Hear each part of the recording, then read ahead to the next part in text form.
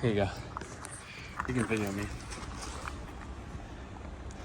This is how you get a stuck transmission filler or dipstick tube out of your transmission. This is a 2001 Chevy Silverado 1500 with the 4L60E in it. And we had a bugger of a time getting this dipstick out. As you can see, we went to great lengths. So what we did is we took the ratchet strap and we hooked to the tube, to the dipstick tube, the filler tube, where it bolts up near the transmission. And Nate, if you want to crawl down there and show them what we're talking about.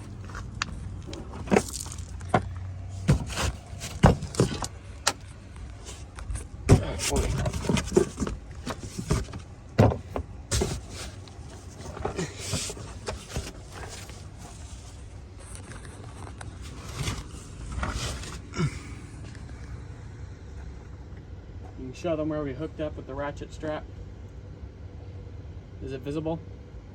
Right there. So we hooked up to that. All right, Nate, you can come back out. There, you can hand the phone to me. Okay, well, we hooked up there, and then what we did is I took this and I wrapped it around the dipstick a few times and did a few half hitches towards the end because I'm trying to be careful around my cold packs and not damage them. Anyways, this half hitch was down here, so just make sure you put your half hitches as far down as you can, and I'll show you how that's done. Here, Nate, can you hold this for a second? And all you do to make a half hitch is you just take this and you take your strap and you twist it like this. So this is behind this part right here. You make that loop and it just goes over like this and like that, and that's your half hitch. Go ahead and back up, and then I'll show you I'll show you the position I had to be in to get this thing out. 1 foot on the bumper, 1 foot up here. Maybe actually come over here, Nate.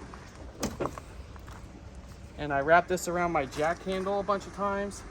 And I literally had to pull like this.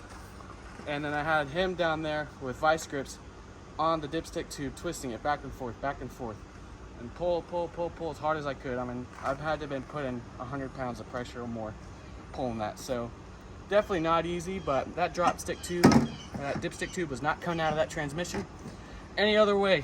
I was ready to cut it, but I didn't want to put pieces of burrs of metal into my transmission and try to fish them out and then have problems later. So anyways, hopefully you guys find that helpful.